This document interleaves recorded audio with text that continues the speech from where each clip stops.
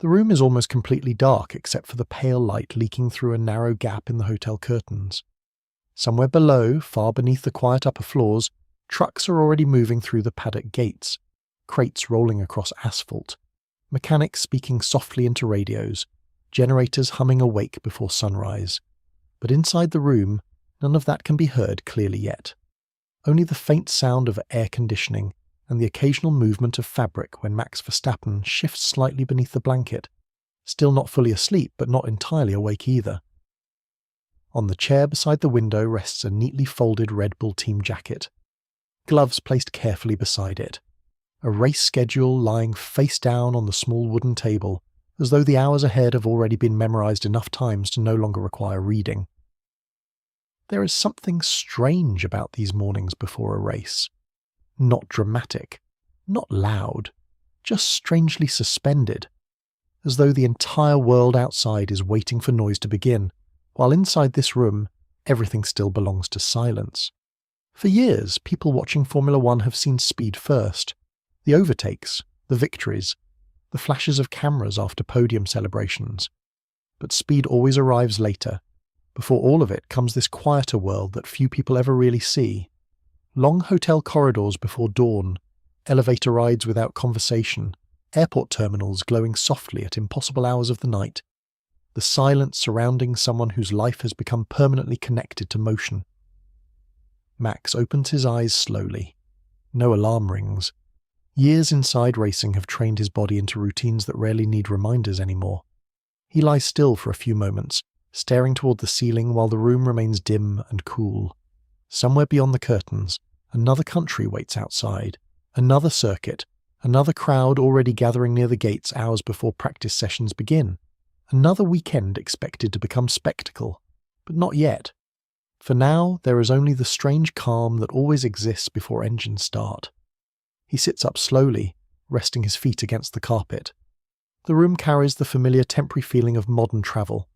Carefully designed furniture, neutral colours, no real signs of permanence. Formula One drivers spend so much of life inside places like this that hotel rooms almost become their own separate geography. Different countries begin blending together after enough seasons. Different airports, different roads between circuits and hotels, different languages heard briefly through lobby conversations before disappearing again. Sometimes the only consistent thing is the routine itself. Water first. Lights remain dim while he walks quietly across the room. Outside, the ski still has not fully changed colour yet. Somewhere far away, an aircraft passes through clouds invisible behind the darkness. Another traveller moving across the world before morning. The race weekend has already begun long before spectators arrive. For mechanics, engineers, strategists and drivers, Formula One often starts in silence. Equipment unloaded beneath floodlights. Notes reviewed late into the night. Data screens glowing softly inside temporary garages, while entire cities sleep nearby without noticing. Max has lived inside this rhythm for most of his life. Even as a child, racing rarely felt separate from ordinary existence. Some children grow up around schools, neighbourhoods, and routines that unfold slowly and predictably. His childhood unfolded beside cart tracks, transport vans, fuel smells, and long drives between competitions. Racing did not suddenly enter life later. It was already there before most memories fully formed, and perhaps because of that, silence became important. Not the peaceful kind people imagine when they think about rest. Something different. A quieter mental space hidden beneath constant competition. A place where focus could settle before speed demanded everything again. The bathroom light flickers on softly, cold water against tired eyes. Another morning beginning in another unfamiliar city. There are small signs of exhaustion that accumulate through long seasons, though they rarely appear publicly. Tiny habits shaped by constant travel. Suitcases unpacked halfway because there is never enough time to fully settle. Meals eaten according to schedules controlled by race weekends rather than hunger itself. Sleep arriving unevenly after late flights across time zones. Formula One appears glamorous from far away, and sometimes it is. But there is another side that feels almost strangely repetitive. Airports, security lines, team meetings, simulator sessions, fitness routines repeated across continents, lives measured through calendars and lap times. Outside the window now, the first hint of grey morning begins spreading slowly over the city. Max stands still for a moment watching it. There is something oddly distant about cities during race weekends. Drivers arrive, compete, and disappear again before truly becoming part of the place itself. Tokyo, Melbourne, Monaco, São Paulo, Austin, Singapore. The names change, the hotels change, the tracks change. But much of the rhythm stays remarkably similar, and through all of it the expectation never fully disappears. Expectation from teams, expectation from fans, expectation from entire countries watching through screens. By the time Max Verstappen entered Formula One at such a young age, much of the world had already decided who he might become. That kind of attention changes the atmosphere around a person long before adulthood fully arrives. Interviews begin replacing ordinary conversations. Public identity forms before private identity is fully settled. Cameras start waiting outside garages before races most teenagers would still only dream about attending. Yet despite all the noise surrounding Formula One, some of the most important moments remain deeply quiet. A driver walking alone toward the garage before sunrise. Headphones resting around the neck without music even playing yet. Hands tightening racing gloves slowly while engineers continue speaking nearby. A helmet sitting motionless on a table before becoming part of something violent and fast. The strange stillness before movement begins. Downstairs in the hotel restaurant, only a few people have arrived this early. Team staff members sitting quietly with coffee cups beside laptops. Someone reading weather reports for the afternoon. Another person scrolling through telemetry from previous sessions. No one speaks loudly. Race weekends begin softly before becoming louder later. Max enters wearing simple training clothes and a dark cap pulled low. Some guests glance briefly toward him with quiet recognition but quickly look away again. Formula One drivers exist in a strange space between celebrity and invisibility. In certain places, crowds gather instantly. In others, mornings remain almost anonymous. Sometimes that anonymity probably feels valuable. Breakfast remains practical, familiar, controlled. Athletes whose lives revolve around precision often begin days with similar discipline. Small routines repeated until they become automatic. There is comfort hidden inside repetition when the outside world moves constantly. Through the restaurant windows, transport trucks can now be seen moving slowly toward the circuit. The day is beginning, yet there is still no urgency in his movements. That may be one of the strangest things about elite drivers from the outside perspective. People imagine constant adrenaline, constant intensity. But many of the greatest drivers seem calmest before races, almost quieter, as though too much emotion would only interfere with the concentration required later. The world often mistakes stillness for absence of pressure. In reality, stillness sometimes exists because pressure has become so familiar that it no longer needs dramatic expression. When Max was younger, karting already demanded enormous discipline, endless practice laps beneath cold skies, long weekends travelling across Europe, victories celebrated briefly before attention immediately shifted toward the next competition. His father, former Formula One driver Jos Verstappen, became deeply involved in shaping those early racing years. The environment around young Max was demanding from the beginning, structured, competitive, focused almost entirely around improvement. Some childhoods drift gently.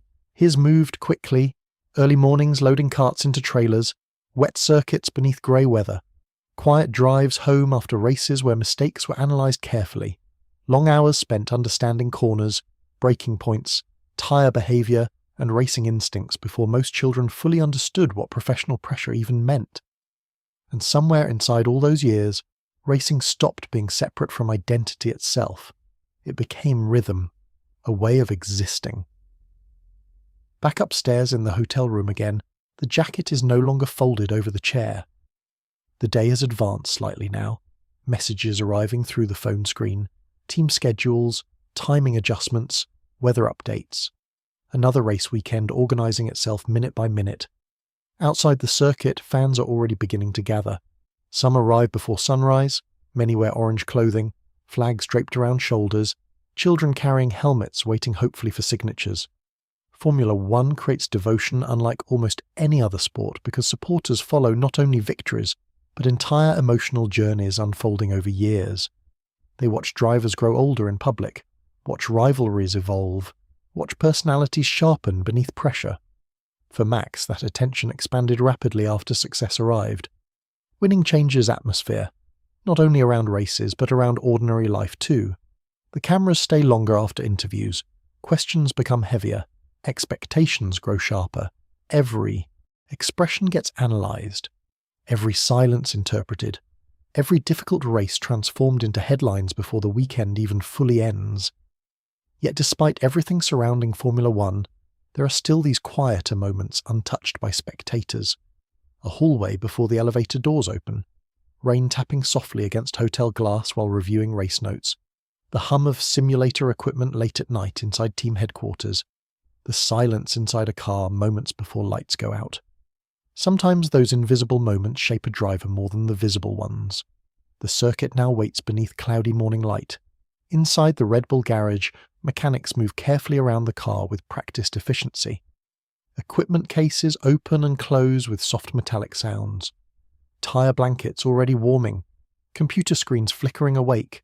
Every person inside the garage carrying specific responsibilities, repeated hundreds of times across seasons. Max walks through the entrance calmly.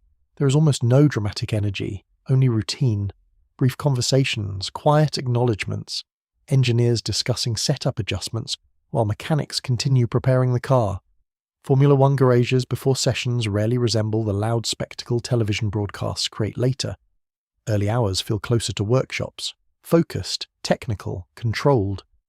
And through all of it moves the strange awareness that within a few hours, this calm environment will transform completely. Crowds roaring, engines screaming, media flashing lights into exhausted faces. But for now, only preparation exists. Max pauses beside the car for a moment. The machine itself sits strangely still without sound. Sleek curves beneath fluorescent lighting, front wing untouched by speed yet. Tyres smooth and waiting. Steering wheel disconnected nearby like some complicated instrument panel designed for another world entirely. People often describe Formula One cars as machines, but inside racing, they almost feel closer to environments. Small moving worlds drivers disappear into for hours at a time. Once the helmet closes and the visor lowers, outside life becomes distant very quickly. Radio voices replace ordinary conversation. Instinct begins overtaking thought. The body learns to process speed in ways difficult to explain to people who have never experienced it. And yet before all of that comes waiting. Quiet waiting. Max sits down with engineers while screens glow softly across the room. Telemetry, weather models, fuel calculations, discussions about balance through medium-speed corners, small details shaping performances measured later in thousandths of a second. Formula One exists partly through spectacle, but underneath everything lies endless patience. Long preparation for very brief moments, entire teams dedicating days of work toward laps lasting barely more than 90 seconds. Outside the garage, the circuit remains mostly empty. Grandstands slowly filling, marshals taking positions, cameras being adjusted. Morning clouds drifting above sections of track still carrying traces of overnight rain. And somewhere beneath all the technical conversations, all the routines, all the years of competition, there remains that quieter, invisible question surrounding people like Max Verstappen. What kind of inner world develops when life moves this fast for this long? Not publicly, not through interviews, but privately. Alone in hotel rooms before sunrise, inside airport lounges after victories, during silent flights crossing oceans toward another race waiting only days away. The world sees acceleration, but acceleration cannot exist continuously. Eventually there must always be another quiet room, another early morning, another moment before the engine starts again. And perhaps those silent moments matter more than anyone outside racing fully realizes, because speed never truly begins at full volume, it begins here, in stillness. The rain begins sometime after midnight, not heavy enough to wake the entire hotel, but steady enough that the windows carry a faint shimmer whenever passing headlights move across the glass outside. Somewhere beneath the soft sound of rainfall, transport trucks continue arriving at the circuit. Mechanics still work beneath fluorescent garage lights. Engineers remain awake studying data from earlier sessions while most of the city sleeps without knowing how much preparation continues through the night before a race. Max Verstappen sits alone near the window. The television remains muted.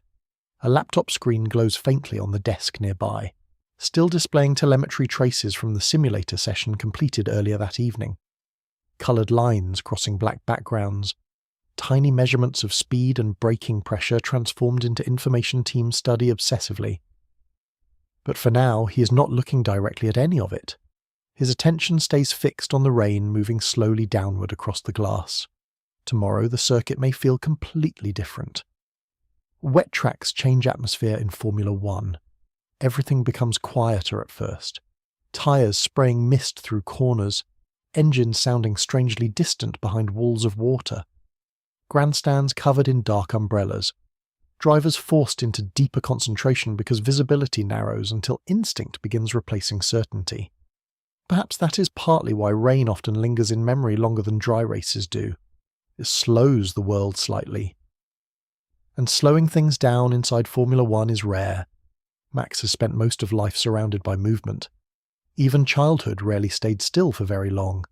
Karting competitions filled weekends before ordinary routines had time to fully settle.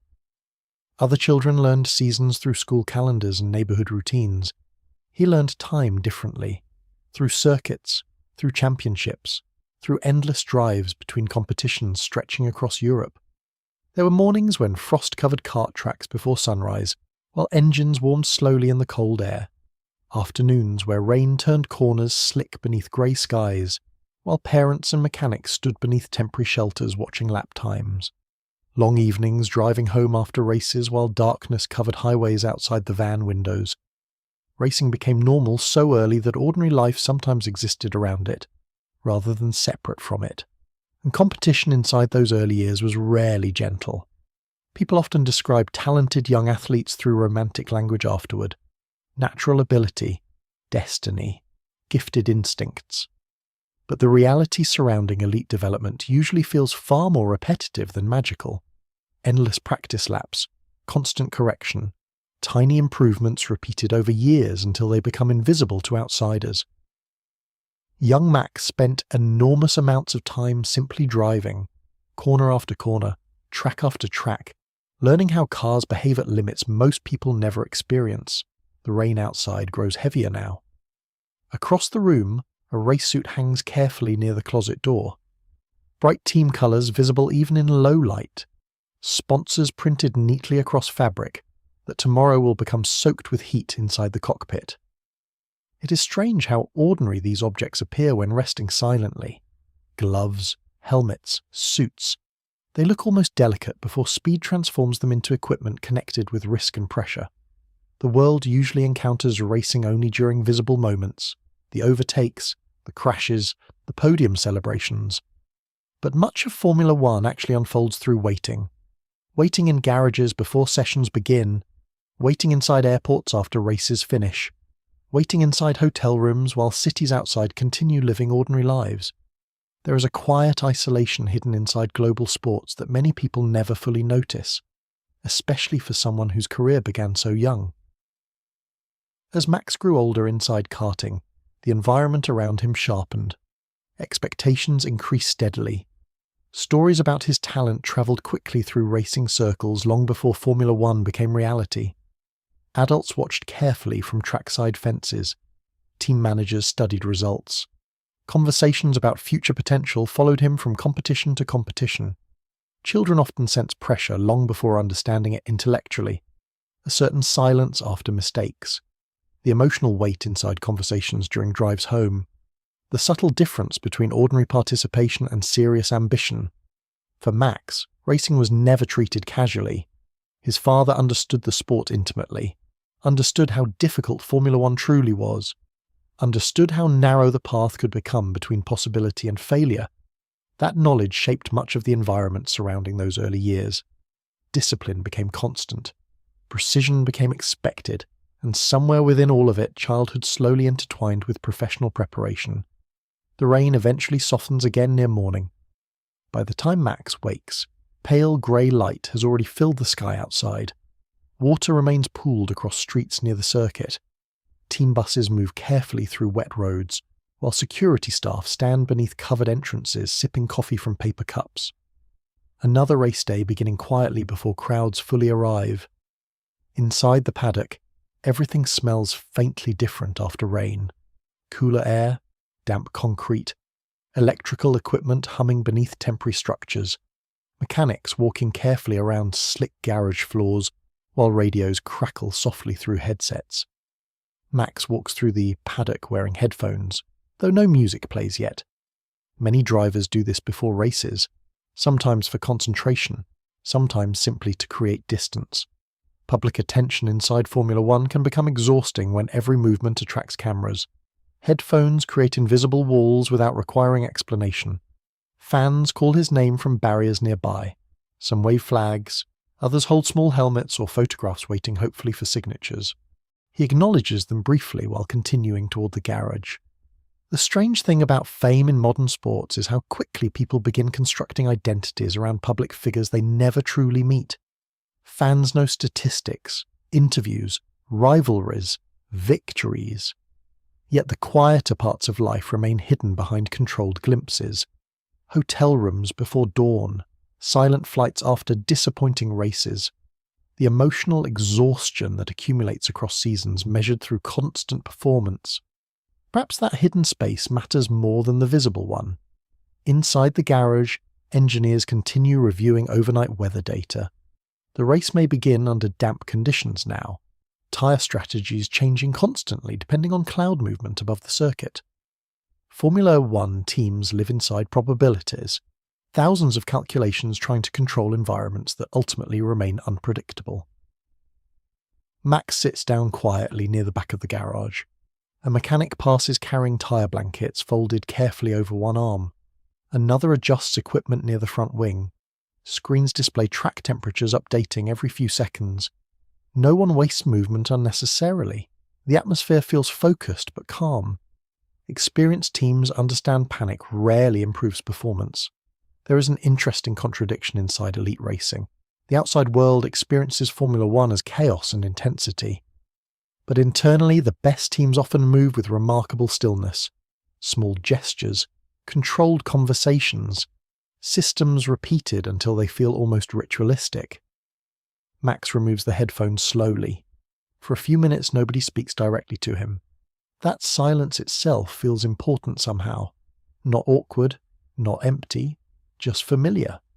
As though everyone understands certain moments before races belong partly to solitude. By now, much of his life has been shaped through routines like this. Arrival times, warm-up exercises, briefings, simulator preparation, physical training, mental repetition. Professional athletes often build routines not because life feels organized, but because routine creates stability against pressure. And pressure arrived early for Max Verstappen. Entering Formula One at 17 transformed attention around him instantly. Suddenly the world of junior categories disappeared behind global scrutiny. Every practice session became analysed internationally. Every mistake replayed repeatedly through sports coverage and social media. Every success expanded expectations even further. Most teenagers still move anonymously through ordinary life. He entered one of the loudest sports environments on Earth before adulthood fully settled. Yet even during those early Formula One years, there were signs of the same quiet focus still visible now. Interviews sometimes revealed impatience or intensity, but underneath remained something calmer, a driver deeply comfortable inside the actual act of racing itself, as though speed made sense in ways ordinary stillness sometimes did not. Outside the garage, rain begins falling lightly again, small droplets striking the pit lane surface. Mechanics glance toward weather monitors automatically. The track darkens. Max stands near the car now while final adjustments continue around him. Gloves resting loosely in one hand, the helmet placed carefully nearby. Television cameras remain several meters away, waiting for more dramatic moments later. But from this distance, the garage feels almost strangely peaceful. A temporary workspace suspended between silence and noise. The cockpit opening looks impossibly narrow. People unfamiliar with Formula One often imagine comfort inside modern race cars because of technology and wealth surrounding the sport. But cockpits remain cramped, hot, physically brutal spaces. Drivers fold themselves downward into machines vibrating constantly beneath extreme forces. During races, neck muscles strain continuously through corners, while concentration cannot drift even briefly. Yet before climbing inside, there is always this quieter pause. Max rests one hand against the side of the car, perhaps thinking about setup changes, perhaps thinking about nothing at all. Not every silence contains deep reflection. Sometimes exhaustion itself creates stillness. Long Formula One seasons blur together in unusual ways. Countries passing beneath airplane windows, hotel ceilings becoming more familiar than home ceilings, days structured entirely around performance schedules. Even success can become strangely repetitive when lived continuously. Win, travel, prepare, race again. And through all of it, the world continues expecting emotional intensity every weekend. But humans cannot remain emotionally heightened forever. Eventually, even extraordinary lives develop ordinary textures: laundry packed between flights, room service trays left outside hotel doors, late-night gaming sessions after media obligations finish, brief phone calls home while standing alone in quiet corridors. Moments that never appear in documentaries or highlight reels. The rain stops just before the session begins. Steam rises faintly from sections of track where sunlight finally reaches the surface. Grandstands now almost completely full. Engines beginning to fire awake across pit lane garages one by one. That deep mechanical vibration spreading outward beneath cloudy skies. The atmosphere changes instantly. Noise replacing silence. Energy replacing stillness. Crowds leaning forward expectantly. Yet inside the cockpit, Max appears almost calmer once preparations finally end. Maybe because racing itself removes uncertainty. Before races come anticipation. During races comes instinct. The helmet lowers into place.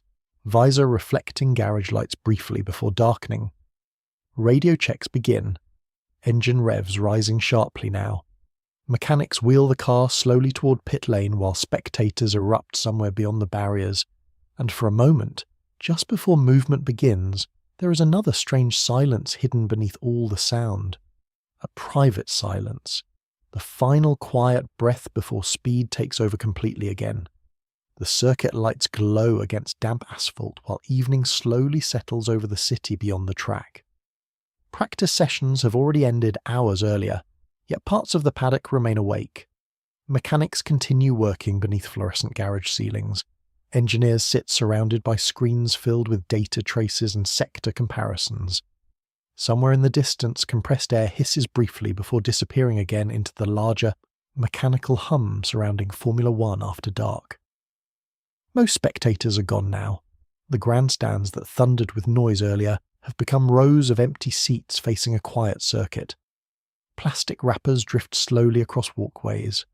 Security staff move through dim corridors collecting forgotten programs and checking locked entrances. The enormous spectacle of race weekends always leaves behind these strange quieter hours afterward, when everything feels temporarily abandoned. Max walks alone through one of the paddock hallways wearing a simple black hoodie, hands resting loosely in his pockets. No cameras nearby, no interviews waiting. Only soft lighting overhead, and the distant sound of equipment still moving somewhere deeper inside the garages. There are moments in Formula One where the world narrows again after spending hours impossibly loud. Those moments often arrive late at night, long after broadcasts end. The public version of racing disappears first. Then the excitement fades gradually. Eventually only the work remains, and sometimes the silence afterward feels heavier than the noise itself. As a child, Max spent enormous amounts of time inside environments like this. Not Formula One paddocks yet, but karting circuits after long competition days. Parking lots slowly emptying beneath cold skies. Mechanics packing equipment into trailers, while tired drivers sat quietly nearby, still replaying mistakes and overtakes in their minds. Racing weekends always had endings, and endings carried particular moods. Victories created temporary brightness. Conversations became easier, movements lighter. But disappointing weekends lingered differently. Longer silences during drives home. Fewer words spoken while equipment was packed away. A sense that improvement had to arrive quickly because another race already waited ahead. Children absorb atmospheres deeply, especially atmospheres repeated over years. For Max, competition did not exist occasionally. It became the emotional climate surrounding life itself. Success brought relief more than celebration sometimes. Mistakes demanded immediate correction. Weakness rarely received softness. And yet those same years also created extraordinary familiarity with pressure. By the time he entered Formula One, high expectations no longer felt foreign. They already belonged to daily existence. Inside the Red Bull hospitality area, lights remained dimmed except near a few occupied tables, where engineers continue discussing setup changes for tomorrow.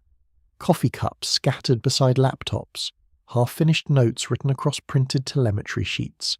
Someone laughs quietly near the far corner before conversations settle again into concentration. Max pauses briefly near one of the windows overlooking pit lane. Rainwater still reflects portions of the garage lights outside.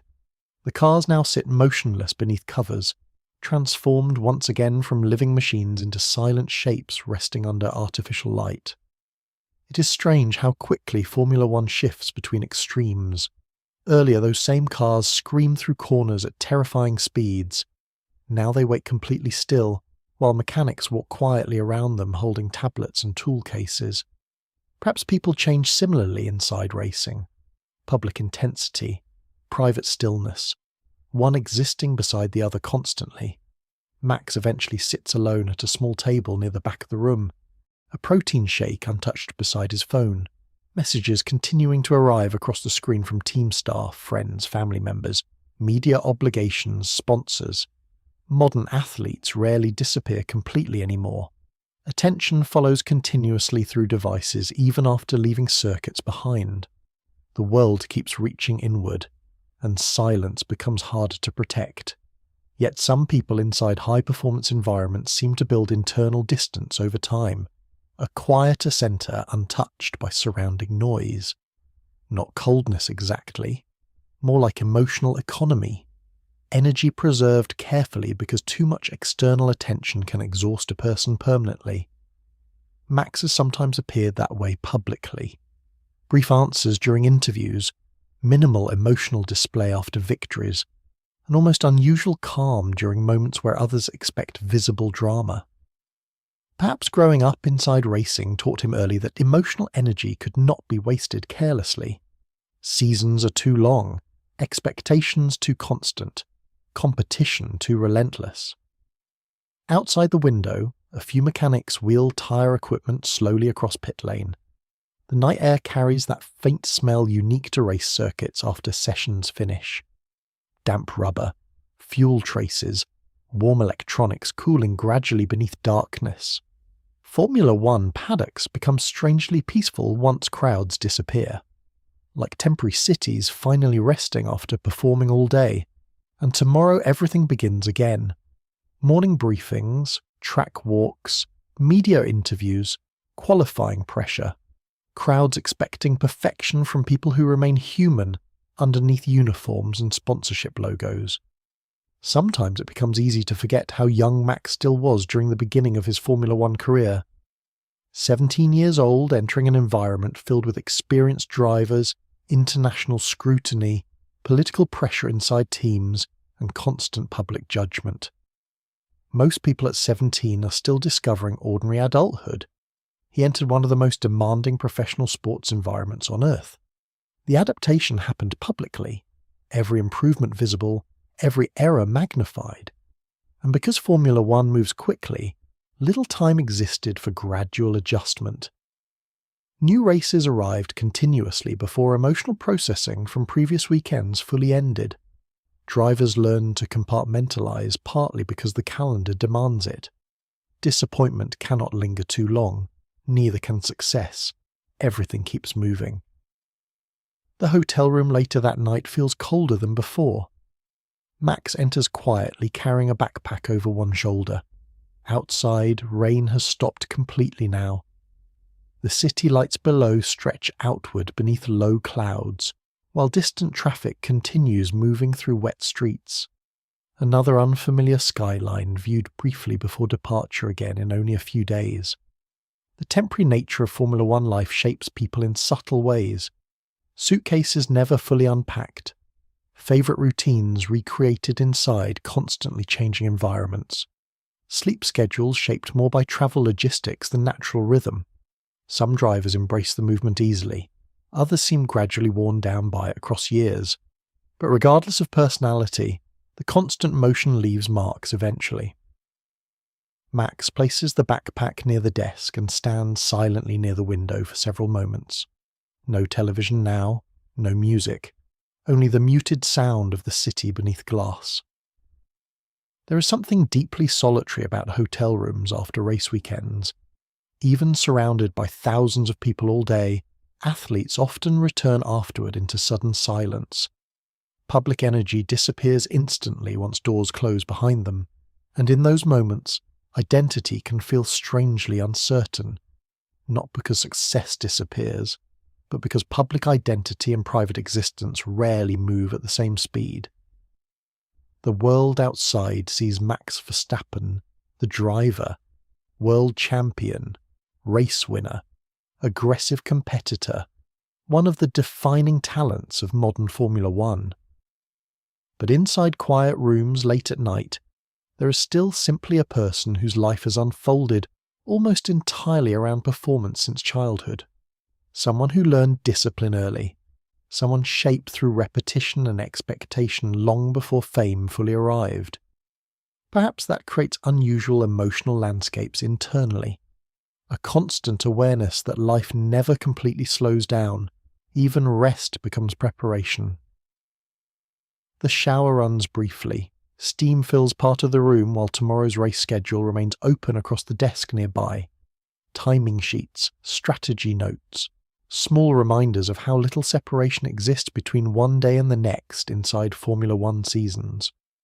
Somewhere across the city, fans still talk excitedly about tomorrow's race in restaurants and hotel bars. Predictions, overtakes, championship points, debates continuing late into the night. Formula One creates enormous emotional investment for spectators because races compress tension into visible moments. But the invisible emotional weight carried by drivers unfolds much more slowly, through years, through routines, through quiet repetition. Max eventually sits at the edge of the bed, scrolling briefly through footage from earlier sessions. Corners replayed repeatedly, tiny steering corrections analysed carefully, braking points compared against previous laps. Elite athletes often review themselves relentlessly because improvement inside high-level competition exists through details almost nobody else notices.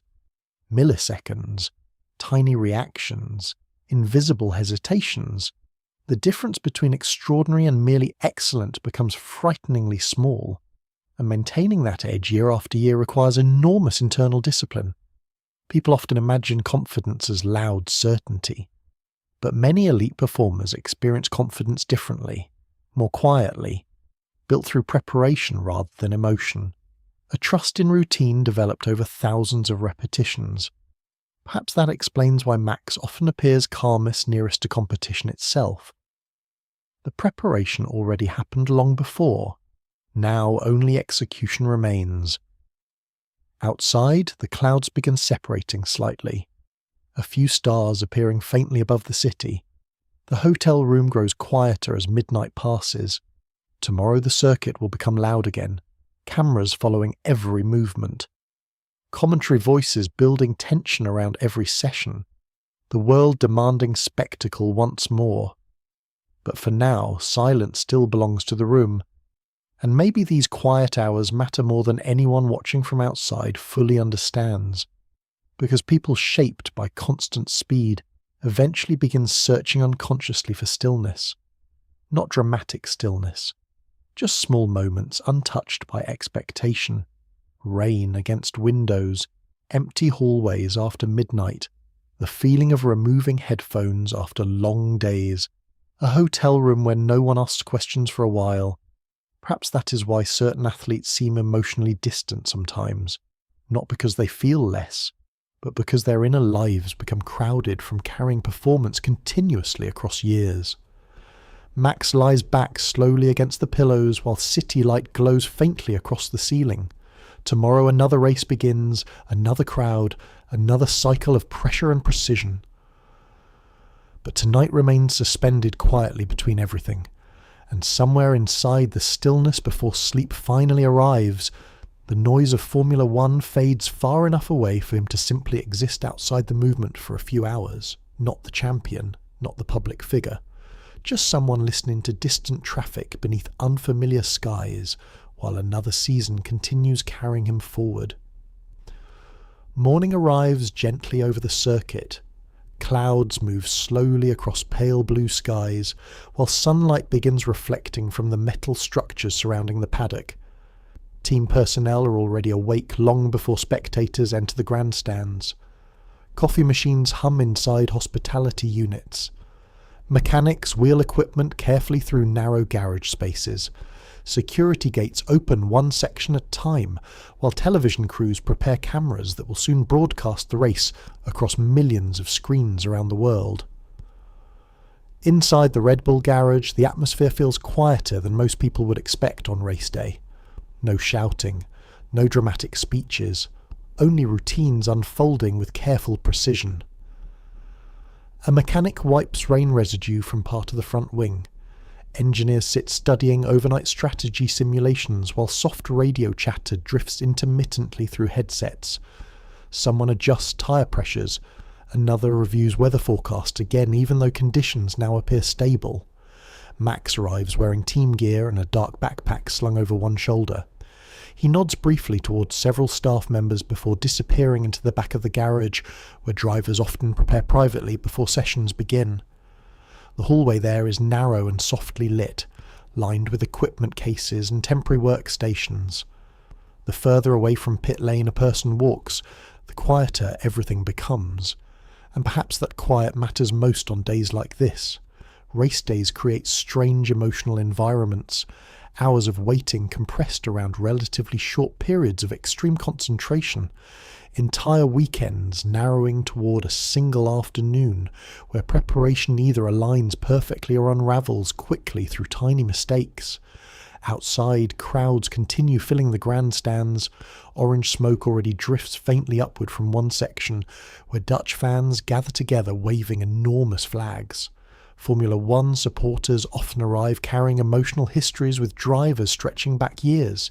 They remember victories, crashes, rivalries, championships decided through seconds. Over time, those memories create loyalty that feels almost personal. Max became the centre of that energy surprisingly early. As his career accelerated through Formula One, attention expanded around him with equal speed. Young fans began wearing his number on shirts across Europe. Media coverage intensified after victories. Entire weekends slowly started orbiting around expectations connected to his performances. But inside quieter spaces before races, none of that noise fully enters. The driver's room remains simple, a small sofa against the wall, water bottles lined neatly across a counter, race suits hanging nearby waiting to become part of another afternoon of pressure and heat. One television screen displays live coverage from pit lane outside, though the volume remains muted. Max sits alone for several minutes, elbows resting lightly against his knees, hands folded together. There is something difficult to explain about athletes before competition begins. From outside they sometimes appear calm, but the calmness often contains enormous internal movement beneath it. Thoughts organizing themselves carefully, focus narrowing gradually, emotions controlled rather than absent. And perhaps after years inside racing, that mental transition becomes almost automatic. From ordinary awareness into competitive concentration, from public personality into instinct. As a child, preparation before races looked different but carried similar emotional textures. Karting paddocks were smaller, rougher, louder in certain ways. Folding chairs beside trailers, wet tyres stacked against temporary tents, parents and mechanics moving quickly between equipment, while young drivers waited nervously nearby, pretending not to feel nervous at all. Max spent years inside those environments before Formula One ever appeared realistic. Cold mornings standing beside circuits before sunrise, hands stiff from winter weather while helmets rested under one arm, the smell of fuel mixing with damp grass near paddock entrances, competition shaping ordinary life until it no longer felt separate from identity itself. People often speak about talent in sports as though talent alone explains success. But many elite athletes are also products of repetition difficult for outsiders to fully imagine. Thousands of laps, endless corrections, entire childhood structured around improvement, and somewhere within that repetition, emotional habits form too. How to manage pressure, how to recover from mistakes quickly, how to remain steady while expectations grow heavier every season. The garage speakers announce timing updates softly overhead. Outside, support races continue circling the track while spectators settle into seats beneath warming sunlight. Television helicopters move slowly above the circuit now, the race weekend shifting gradually toward its loudest hours. Max begins changing into the race suit carefully. The fabric makes soft rustling sounds inside the quiet room, layer after layer designed for protection against heat and fire, while remaining light enough for movement inside impossibly cramped cockpits. Professional racing contains countless contradictions like this. Extraordinary technology surrounding deeply physical human effort. He adjusts the sleeves absent-mindedly, zips the collar upward. For a few moments, the room grows completely silent again. Perhaps because everyone nearby understands this transition intuitively. Once the race suit closes and preparation begins, conversation naturally fades, focus deepens, the outside world starts becoming less important. Even after all these years, there are likely moments before races where memories from earlier life return unexpectedly. Not dramatic memories necessarily, small ones. Driving home after karting events beneath dark highways, watching rain gather on trailer windows, walking through unfamiliar paddocks beside his father, while carrying helmets almost too large for him then. Childhood inside racing was not always glamorous. Often it involved cold weather, exhaustion, pressure, and long travel hours. Yet those years also created extraordinary familiarity with competition itself. Racing stopped feeling foreign very early. It became language, movement, routine. Outside the preparation room now, the hallway grows busier as race time approaches. Engineers move quickly between meetings. Team representatives check schedules. Media staff gather near designated interview areas, waiting for final comments before the grid fills. Max walks calmly through all of it. The public version of Formula One becomes louder, closer to race starts. Fans shouting names from barriers, camera shutters firing rapidly, television presenters building dramatic narratives around championship standings and rivalries. Yet many drivers appear emotionally distant during these moments, not because they lack awareness, because attention has already shifted inward. The walk toward the garage feels strangely ceremonial now. Mechanics step aside briefly while final setup checks continue around the car. Tyre blankets remain wrapped tightly over all four wheels. Steering wheel screens glow with tiny coloured indicators. Fuel calculations discussed quietly between engineers standing several metres away. Max climbs into the cockpit slowly, one leg first, then shoulders lowering carefully into the narrow space. Once seated, movement becomes limited immediately. The cockpit surrounds the body tightly enough that drivers almost appear merged with the machine itself. Mechanics lean inward, fastening belts with practiced speed while engineers conduct radio checks through headsets. Outside the garage entrance, crowds roar as another driver passes nearby.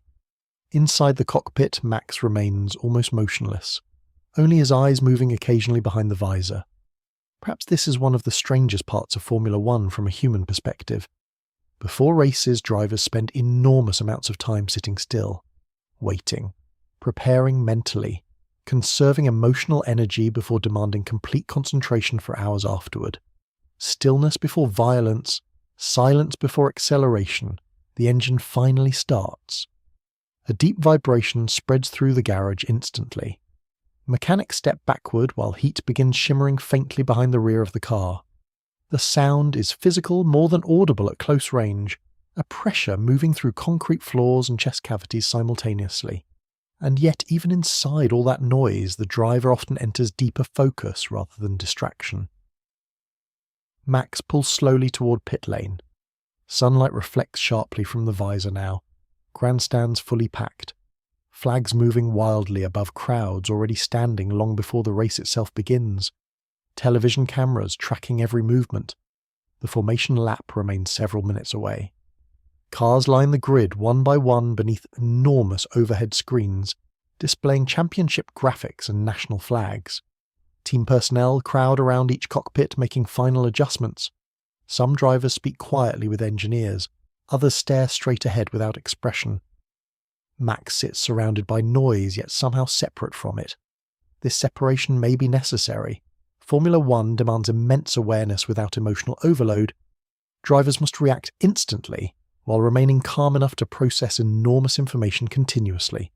Tyre temperatures, brake balance, fuel usage, competitor positioning, weather changes, safety risks. Panic destroys precision. So many elite athletes develop unusual relationships with silence internally, not external silence necessarily, but mental stillness beneath pressure, a place where reactions remain clear even while chaos surrounds them. The starting lights remain dark above the track for now. Mechanics begin clearing the grid gradually, umbrellas folding shut, tyre trolleys rolling away, team staff stepping behind barriers one by one until only the cars remain waiting beneath open skies. For a brief moment before the formation lap begins, Formula One becomes strangely quiet again. Crowds anticipating, engines idling, heat rising from asphalt. And inside one of those cars sits someone whose entire life has moved toward moments exactly like this since childhood. Not because racing suddenly appeared as ambition later, but because the rhythm of competition shaped existence from the beginning. The lights above the track illuminate, one by one, and somewhere beneath the roar that follows, another silent transition disappears into motion once again.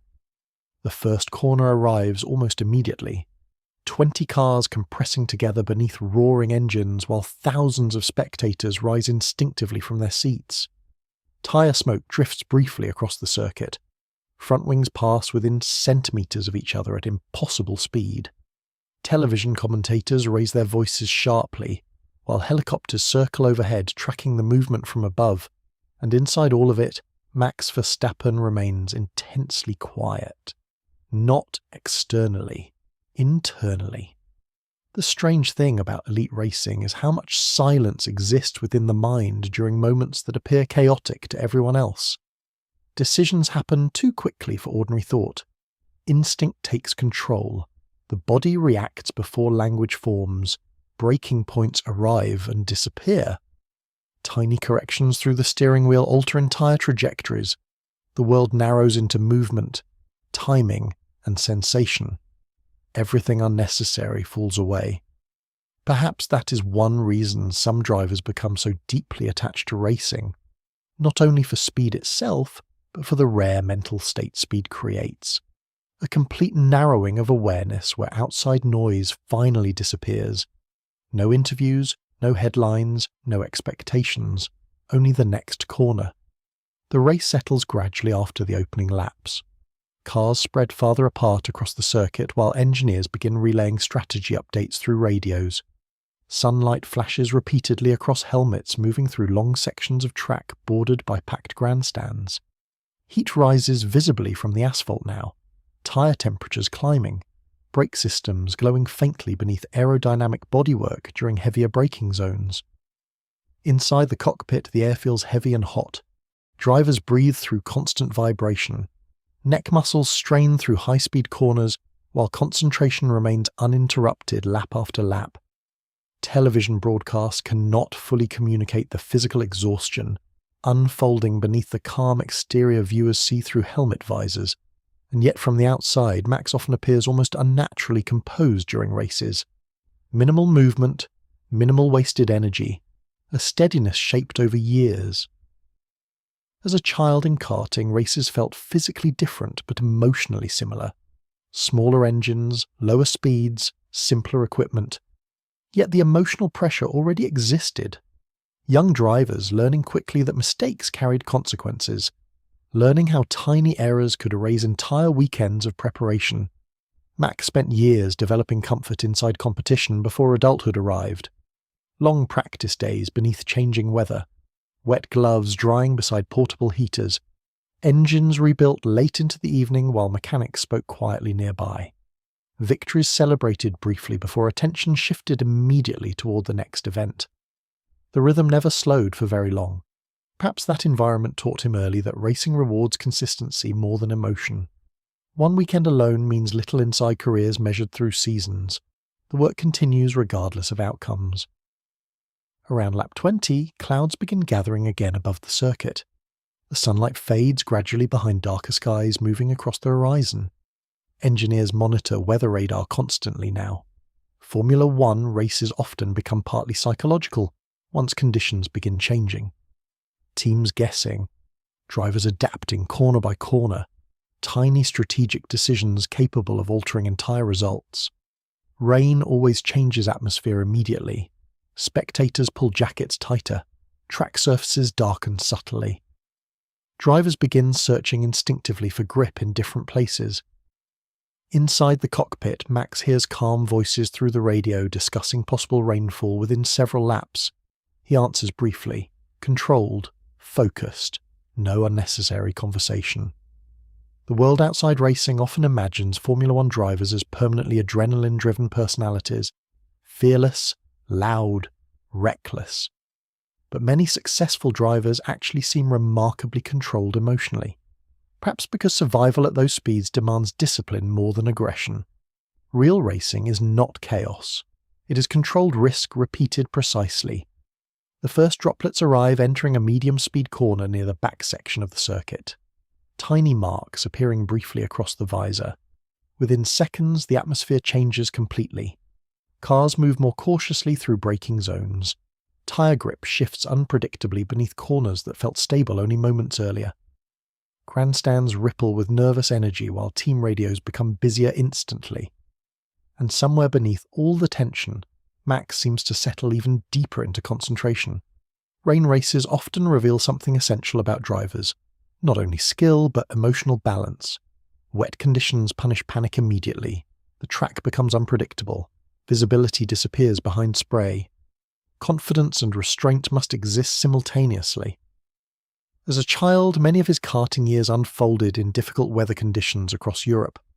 Cold rain, slippery circuits, endless grey skies during practice sessions where concentration mattered more than comfort. Those early experiences build instincts difficult to teach later. The rain intensifies quickly now.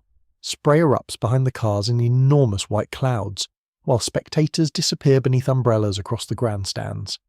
Television images suddenly look softer and more uncertain through water streaking across camera lenses.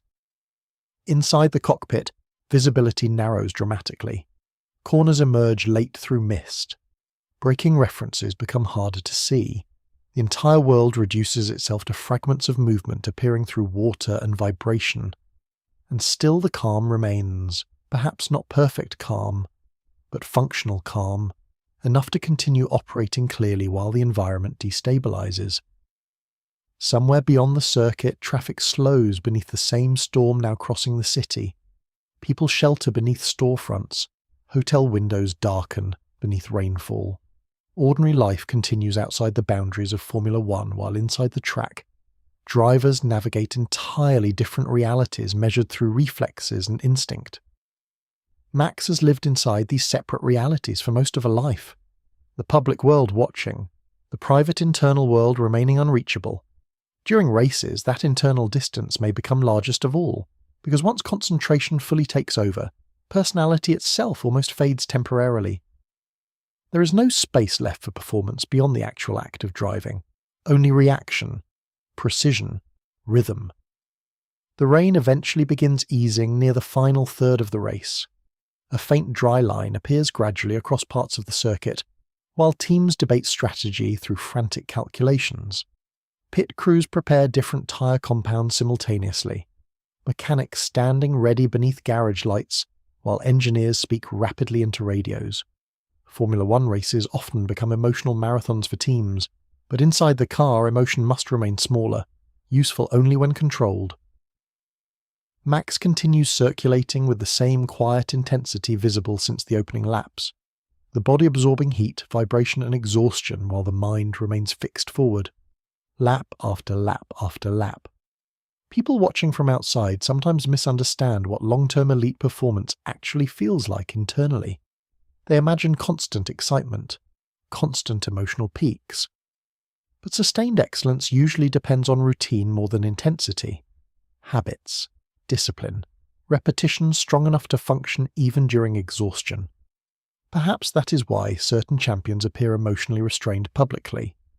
Too much emotional fluctuation becomes difficult to survive across years. The rain stops completely.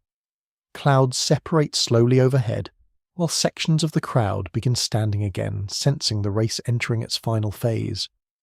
Water spray fades behind the cars, dry conditions returning gradually, another transformation happening almost invisibly across the track surface.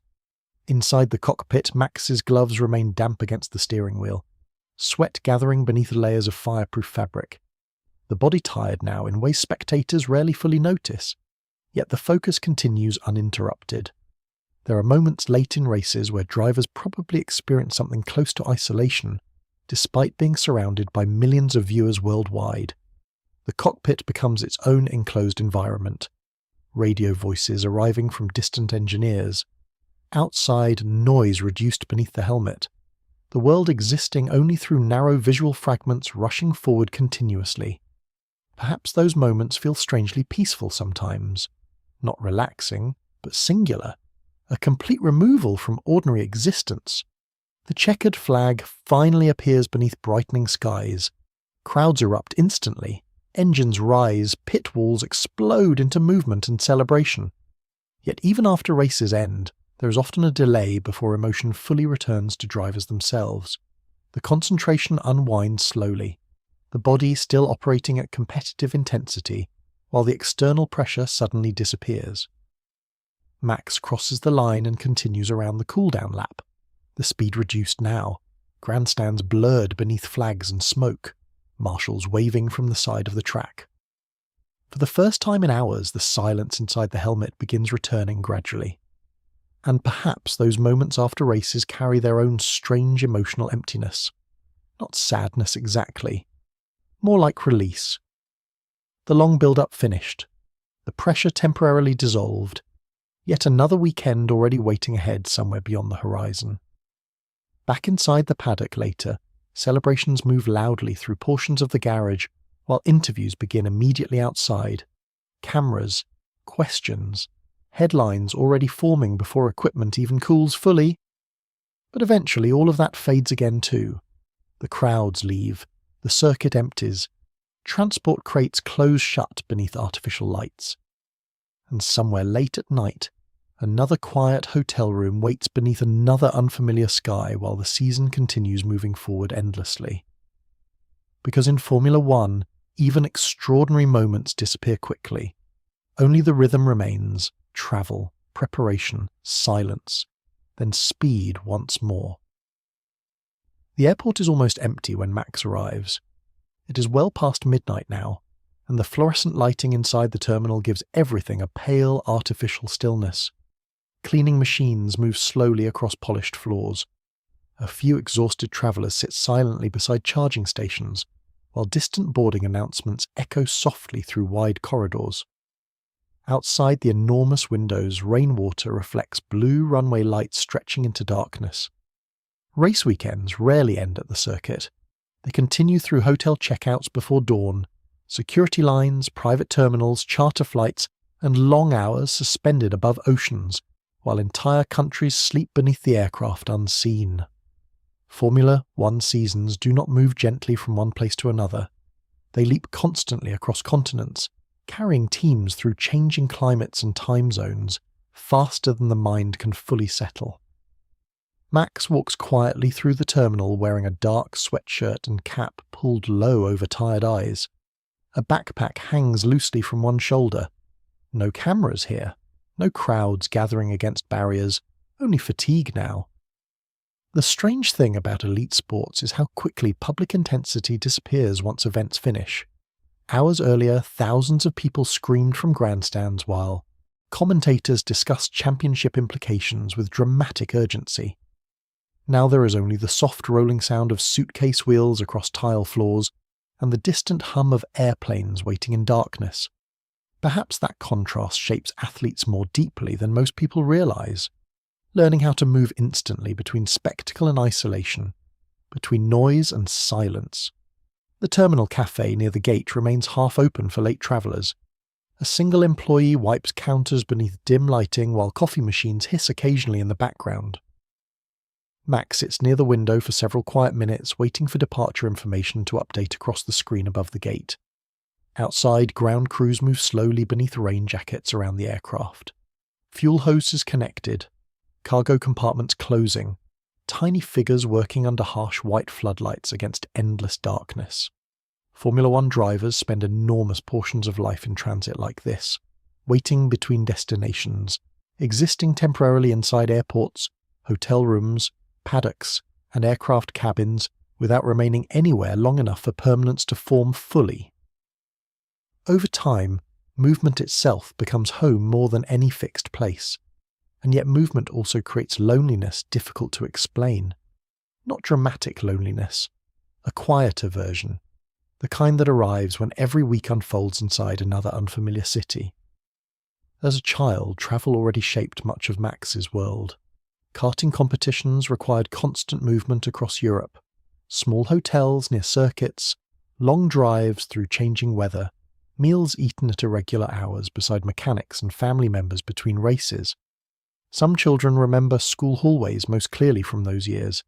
He remembered paddocks, cold mornings unloading equipment from vans, the smell of wet asphalt near kart tracks after rain, late evenings driving home exhausted while race results replayed silently in his mind. Life unfolded through competition schedules before adulthood ever arrived. Perhaps that early exposure to movement made later Formula One travel feel strangely natural, exhausting sometimes, but familiar. By the time global racing became reality, constant motion had already become ordinary existence. The boarding announcement finally arrives softly through overhead speakers. Only a small group of passengers stands near the gate. Team personnel mostly, a few staff members carrying laptops and equipment cases. Everyone appears tired in the same particular way, shared by people whose work unfolds publicly, while exhaustion remains private. Inside the aircraft cabin, lights remain dim. Some passengers immediately recline seats and close their eyes before takeoff even begins. Others scroll silently through phones, reviewing messages accumulated during the race weekend. A mechanic 2 rows ahead falls asleep almost instantly once seated. Max rests against the window as rain streaks softly across the glass outside. The aircraft begins moving slowly away from the terminal, and once again, another city starts disappearing behind him before fully becoming familiar. There is something emotionally strange about Formula One calendars. Drivers experience parts of the world intensely but briefly. Singapore at night beneath glowing humidity, early mornings in Tokyo, European countryside passing outside transport vans near old circuits, hotel balconies overlooking unfamiliar skylines that vanish again within days. The memories become fragmented, not entire places, moments, textures, weather, airport lights beneath sleepless skies.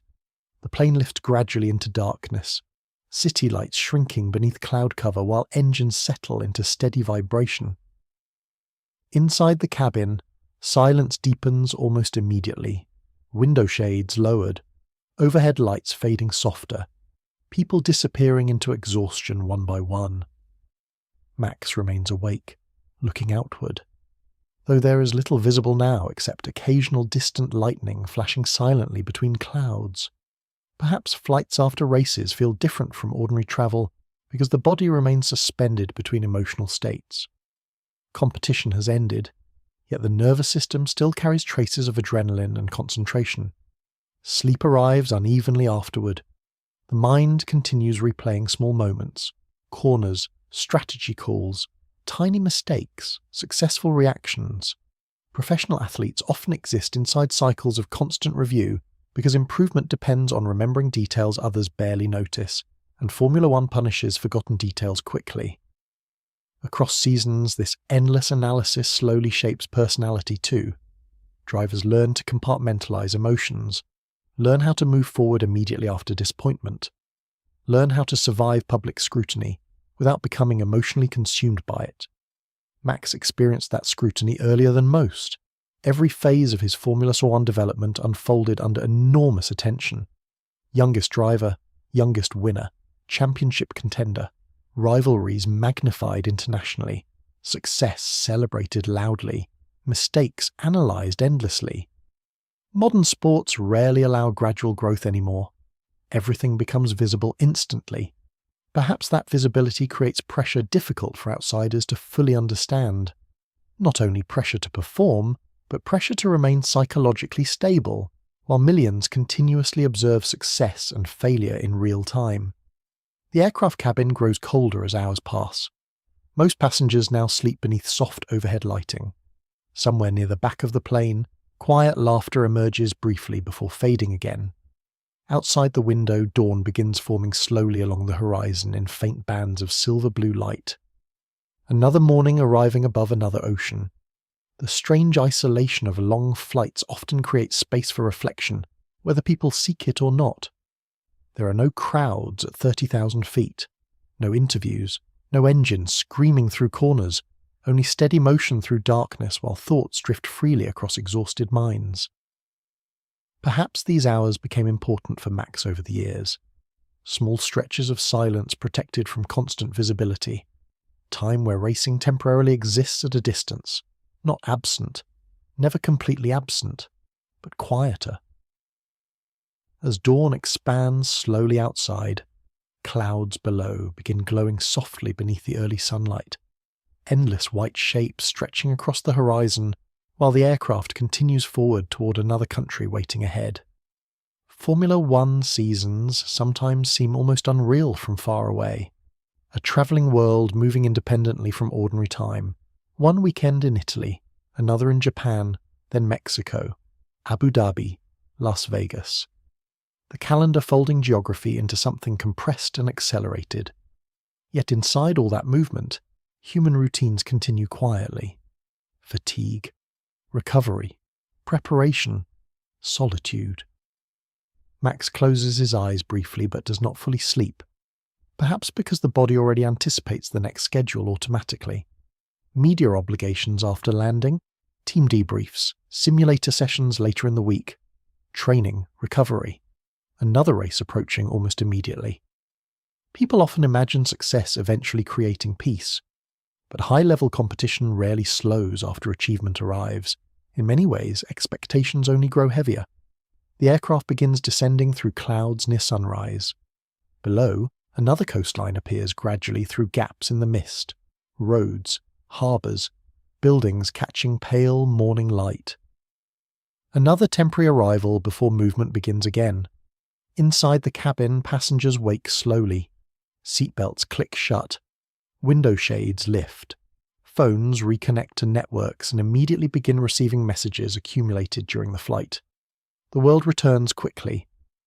Max watches quietly through the window as the aircraft moves lower toward the runway. Another city, another hotel, another cycle beginning. And perhaps somewhere beneath the discipline, the focus, and the extraordinary control required by Formula One life, there remains a quieter exhaustion impossible to fully remove. Not physical exhaustion alone. Something deeper created by years spent moving constantly beneath expectation. Yet despite everything, he continues. Because some lives become inseparable from momentum itself. The wheels touch the runway softly. Reverse thrust rises through the cabin. Outside, ground crews wait beneath the early morning light while another country opens itself briefly, before the next departure eventually arrives. And through every arrival and departure, every hotel room and circuit, every victory and silence afterward, the rhythm never fully changes. Movement, stillness, then movement again. The simulator room has no windows, only screens, dark walls, soft blue lighting stretching across rows of technical equipment, while air conditioning hums quietly overhead. Somewhere inside the Red Bull factory, long after evening has settled outside, engineers continue working beneath artificial light, as though time itself matters less here than preparation. Max sits alone inside the simulator rig, hands resting lightly on the steering wheel, helmet absent now, no crowds, no cameras, only data waiting to be created. People often imagine Formula One drivers spending most of life at glamorous circuits beneath international attention, but enormous portions of modern racing actually unfold inside rooms like this. Silent, controlled environments where drivers repeat laps endlessly, while engineers study every movement through graphs and telemetry. The work behind speed rarely looks dramatic. It looks repetitive, focused, quiet. The simulator screens flicker alive with the digital version of next weekend's circuit. Corners rendered precisely, curbs modelled carefully, weather variables adjustable through engineering software designed to recreate conditions as accurately as possible. Outside this room, ordinary life continues, somewhere far beyond the factory walls, cars moving through city streets, restaurants closing for the night, rain beginning lightly against dark windows no one inside can see. But here, only the next race exists. Max tightens the gloves slowly around his wrists. The motion itself feels automatic now after years of repetition. Perhaps that is one of the strangest realities of elite performance. Extraordinary careers are often built through ordinary routines repeated thousands of times without applause, long training sessions, recovery exercises, endless preparation invisible to spectators who only witness final results later. The simulator car rolls slowly from the virtual garage, digital pit lane lights reflecting softly across the curved screen surrounding him, and once again the mind narrows toward precision. Outside the simulator room, several engineers sit studying live telemetry feeds, already beginning to populate across monitors, steering inputs, brake traces, tyre behaviour simulations, tiny adjustments discussed quietly between staff members wearing headsets beneath dim office lighting. No one raises their voice.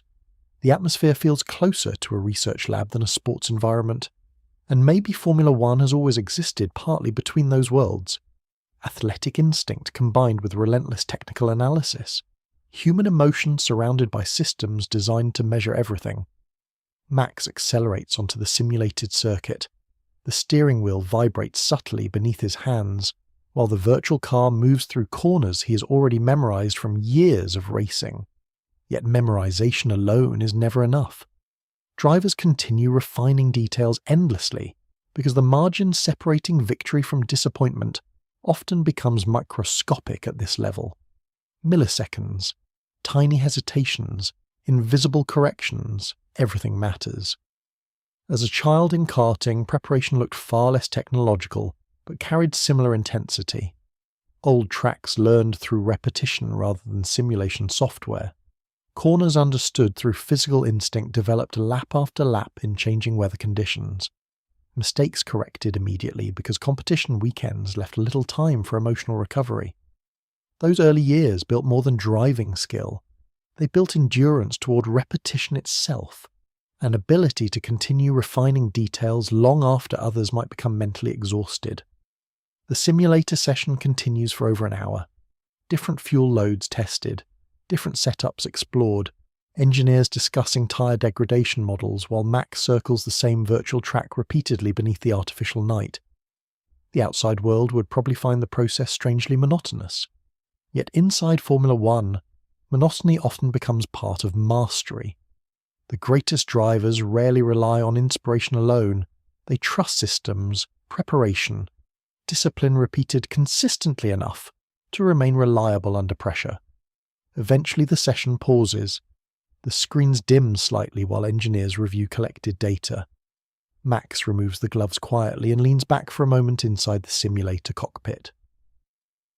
The room suddenly feels much quieter once movement stops. Only computer fans and distant conversations from nearby offices remain audible now. Fatigue sits differently after simulator work. Not physical exhaustion exactly. Mental exhaustion. Hours spent concentrating intensely inside artificial environments designed to mimic races still days away.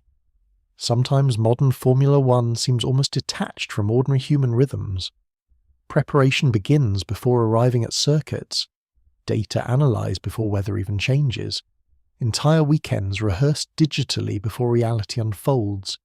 Yet despite all the technology surrounding him now, parts of Max's internal world were shaped long before simulators and championship pressure arrived. By travel. By expectation. By growing up where racing already dominated daily life. Late at night after karting competitions, there were often long drives home through darkness, while silence filled the vehicle between conversations, fatigue hanging quietly in the air, streetlights passing rhythmically across windows, young Max replaying races mentally even while exhaustion pulled against concentration. Those hours probably taught reflection differently than ordinary childhoods do. Not through journals or conversations, through stillness after competition. The engineers invite him into the adjoining debrief room. Large screens display lap comparisons across black backgrounds filled with coloured telemetry lines. Coffee cups scattered across tables, half-written notes beside keyboards. One engineer points toward a braking trace while explaining slight instability entering a medium-speed section of the simulated circuit. Max listens carefully, answers briefly, adjustments discussed calmly. No dramatic emotion anywhere in the room despite the enormous stakes connected to Formula One performance. That calmness itself feels important somehow. People often associate ambition with intensity, but sustained excellence frequently depends on emotional control more than visible passion. The ability to remain steady through endless repetition, to continue refining details without becoming consumed by frustration or ego. Perhaps that emotional steadiness becomes necessary when life unfolds publicly for so many years. Formula One rarely allows psychological privacy completely. Cameras follow arrivals, interviews analyse moods, social media reacts instantly to every race result. Over time, drivers likely learn to protect internal space carefully because outside attention never fully disappears. For Max, fame accelerated rapidly alongside success. World championships brought celebration, but also deeper scrutiny. Rivalries expanded into global narratives. Every radio message examined repeatedly online. Every emotional reaction transformed into headlines within minutes. And beneath all of that visibility, ordinary human fatigue still existed quietly. The meeting finally ends close to midnight. Engineers gather laptops and printed reports while hallway lights dim automatically and portions of the factory no longer occupied. Outside the building, rain has stopped. Wet pavement reflects security lights across empty parking areas, while cold night air settles over the surrounding roads. Max exits through a side entrance carrying a backpack and jacket folded over one arm. No crowds waiting here, no cheering fans, only silence. The factory at night feels strangely disconnected from Formula One broadcasts people watch on television. During race weekends, teams appear loud and glamorous beneath bright paddock lights. But facilities like this reveal another side entirely. Long hours, technical obsession, quiet dedication repeated through ordinary nights far from public attention. The car waiting outside starts softly. Streetlights slide across the windshield as he drives away from the factory into sleeping roads beyond the industrial area. Houses pass quietly, traffic lights changing for nearly empty intersections. Somewhere nearby, people sleep unaware that one of the world's fastest athletes has just finished preparing for another race still days away. And perhaps that separation between public image and private routine grows larger over time. The world sees victories, but not the quiet drive home afterward, not the exhaustion carried silently through hotel corridors and airports.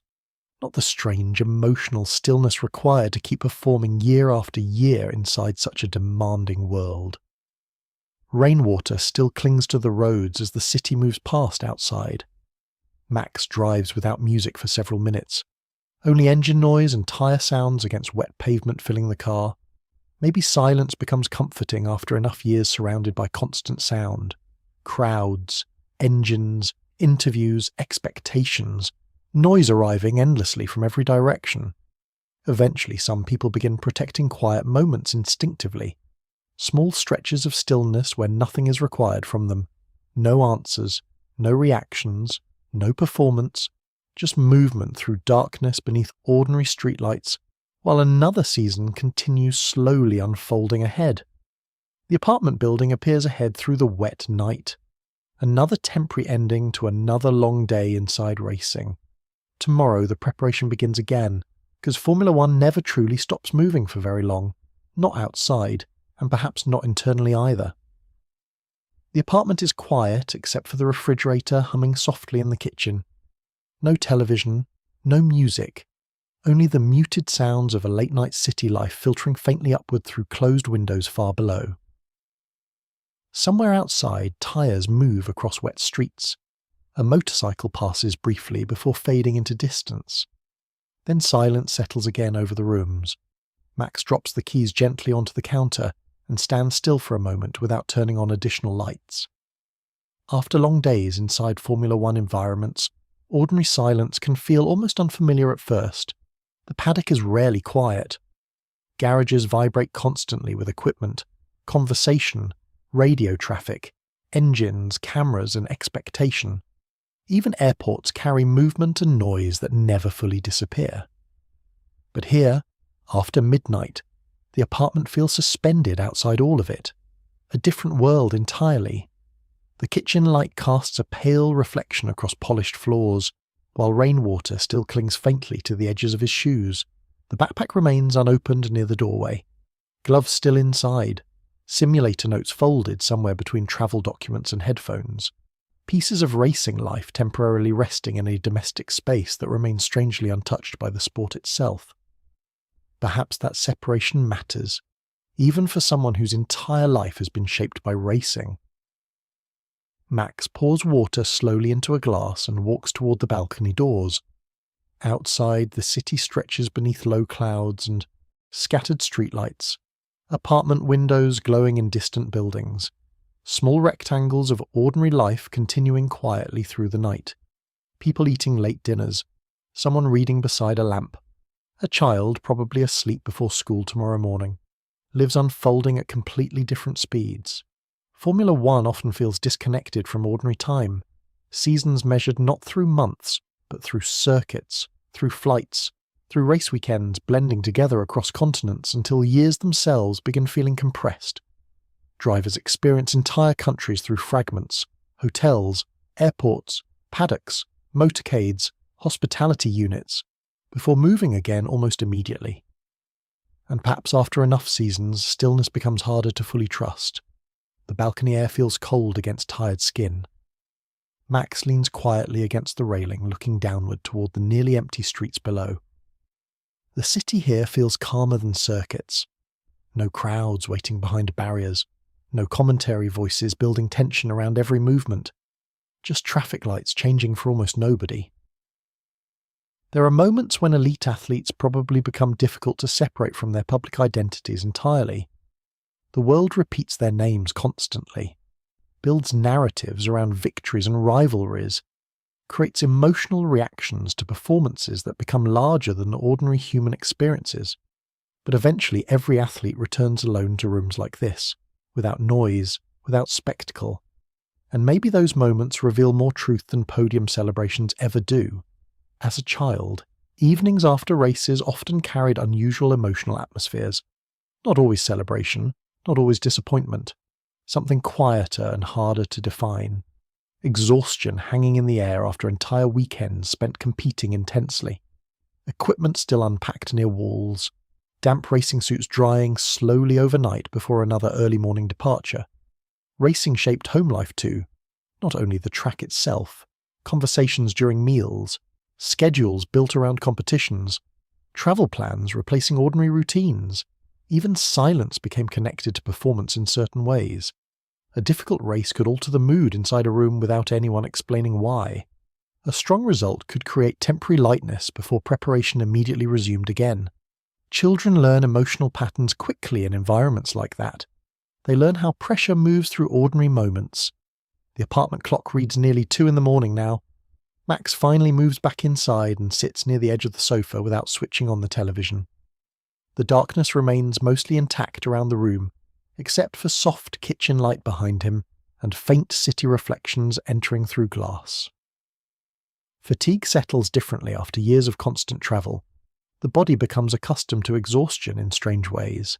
Sleep schedules shifting across time zones, adrenaline fading unevenly after races, long flights disrupting ordinary rhythms until tiredness itself becomes difficult to measure accurately. Yet despite all of it, preparation continues endlessly. Training, meetings, simulator sessions, media obligations, another race always approaching. Perhaps that is one reason certain athletes seem emotionally reserved publicly. Not because they lack feeling, but because constant emotional exposure becomes exhausting over time. Protecting energy turns into instinct. Max rests his head briefly against the back of the sofa and closes his eyes. Not sleeping, just existing quietly for a few moments without requirement. No strategy discussions, no interviews, no expectations demanding response. The strange thing about Formula One is how little space exists between extraordinary pressure and ordinary human vulnerability. Drivers appear fearless from far away, but they remain people carrying fatigue, doubt, frustration, discipline, loneliness, and routine through lives constantly observed by millions. The public sees confidence, rarely exhaustion. Publicity rarely leaves room for quiet complexity. Outside the balcony doors, rain begins lightly again, tiny droplets tapping softly against glass while distant traffic continues moving beneath the sleeping city. Somewhere across the world, another circuit already prepares for the next race weekend. Cargo planes transporting equipment overnight, team schedules updating automatically, engineers exchanging emails beneath different time zones. The season keeps moving even during silence. Max eventually stands and walks toward a smaller room near the back of the apartment, where a racing simulator sits beneath dim lighting. Multiple screens, steering wheel mounted precisely, headphones hanging beside the chair. Even here, racing remains present. Not through obligation necessarily, perhaps through familiarity. Some athletes eventually struggle separating identity from the activity that shaped them from childhood onward. Racing becomes more than profession, more than competition. It becomes the structure around which life itself organized over many years. He sits quietly in the simulator chair without turning anything on. The screens remain black, only faint reflections visible across them from the apartment lights behind. Perhaps there are moments where stillness itself feels uncomfortable after enough years inside constant momentum. Silence revealing thoughts usually drowned beneath schedules and movement. Questions without clear answers. How long can a person continue living at such intensity? What remains underneath performance once crowds disappear? Does speed eventually become normal enough that ordinary life feels strangely distant instead? None of these thoughts need spoken aloud to exist. Sometimes they simply move quietly beneath routine. The rain outside grows steadier now.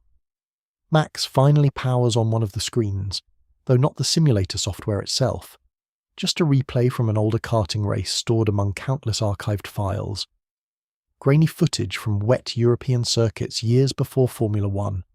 Small carts sliding through corners beneath grey skies while spectators stood bundled against cold weather near fences. Young drivers, tiny helmets, huge ambition already visible even then. He watches silently for several minutes. Perhaps memory changes when a person becomes globally recognizable later. Old moments gain strange emotional weight afterward, because people begin searching backward through childhood, looking for signs of future greatness. But at the time, those karting weekends probably felt immediate rather than historic. Cold mornings, travel fatigue, pressure, competition, just life unfolding. The footage continues quietly across the screen. Rain spraying behind karts, engines buzzing sharply through narrow circuits. Young Max moving aggressively through corners long before championship celebrations and international attention transformed his name into something much larger. Yet beneath all the success later, those early emotional foundations remained. Discipline, repetition, movement, silence after races. The apartment feels even quieter now against the rain.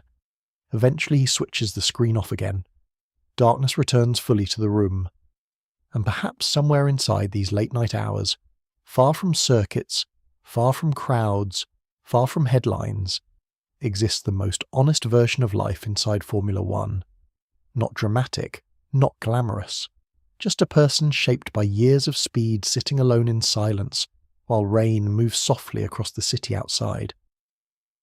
Tomorrow everything begins moving again, but not yet. For now, the night remains still. Morning sunlight arrives slowly through the apartment windows. The rain has disappeared overnight, leaving the streets below washed clean beneath pale gold light.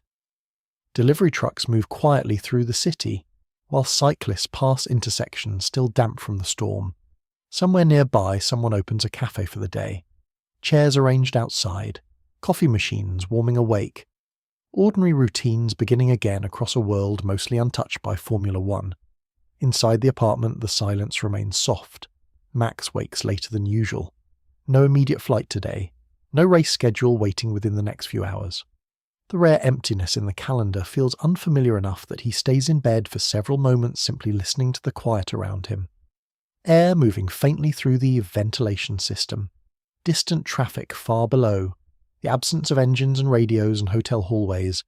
People often imagine professional athletes constantly chasing activity because their public lives appear filled with momentum. But after enough years inside competition, some of the most valuable moments become the slowest ones.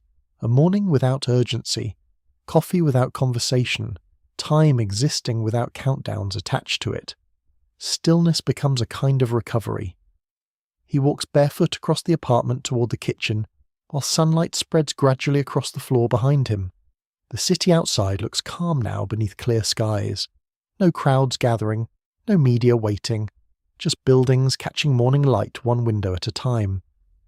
There is something strangely intimate about seeing elite athletes inside ordinary mornings. Not training, not competing, just existing quietly.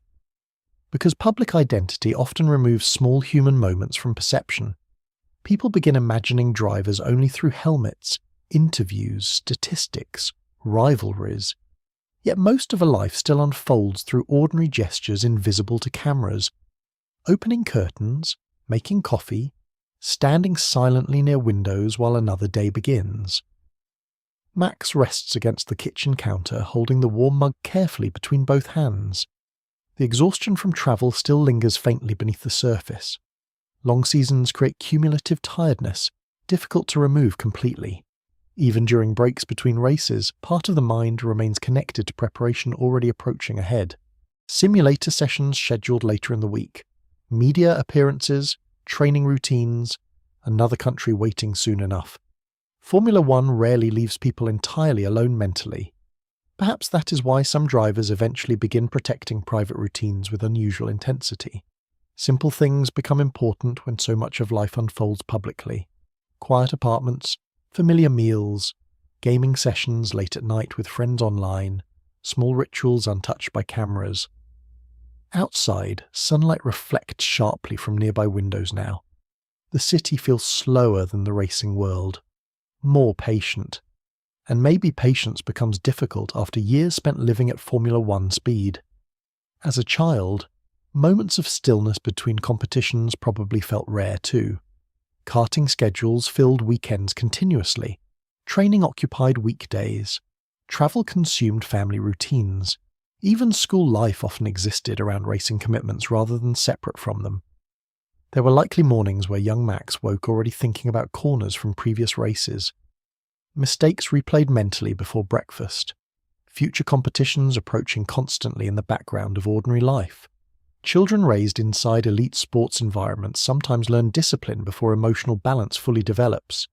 Performance becomes familiar very early. So does pressure.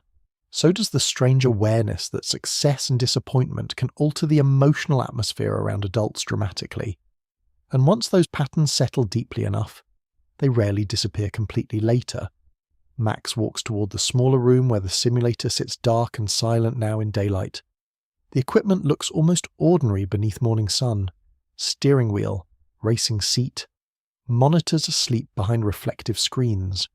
Strange how objects connected to intense competition lose their emotional weight once stillness surrounds them long enough. He pauses briefly near the doorway, perhaps thinking about how much of life has unfolded inside environments like these: tracks, simulators, garages, hotel rooms, airports, spaces built around movement rather than permanence. There is a particular emotional rhythm shared by many elite athletes after years of public performance. The outside world experiences their careers through dramatic highlights, but internally life often feels repetitive instead. Training, recovery, travel, preparation, then repeating the cycle again before emotional processing fully catches up. The repetition can become strangely isolating, not because success disappears, but because few people outside those environments fully understand how consuming they become over time. A phone vibrates softly somewhere on the table nearby. Messages arriving again, team updates, schedules, media requests, the outside world slowly reaching inward once more.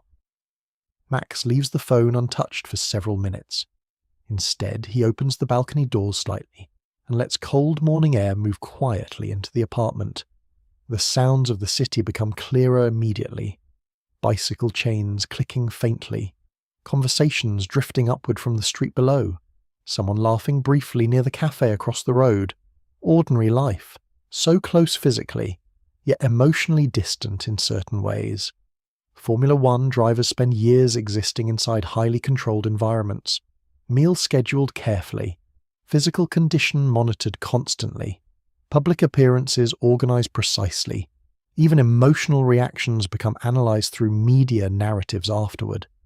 Freedom begins shrinking subtly, not through force, through expectation. People expect champions to remain focused continuously, disciplined continuously, exceptional continuously. Over time, maintaining that image can become its own exhausting routine. Perhaps that is why Max sometimes appears most relaxed during moments completely disconnected from racing itself, gaming online late at night, casual conversations away from interviews, time spent where performance no longer requires visibility. The coffee has gone cold by now. Sunlight moves farther across the apartment floor while the morning grows brighter outside. Somewhere beyond the city, teams continue preparing for the next race already. Cargo shipments moving between continents, engineers analysing fresh data, circuits being assembled and cleaned and tested before another weekend of spectacle begins. The machine of Formula One never truly rests. Even during quiet mornings like this, it continues turning somewhere beyond view. Max finally checks the phone.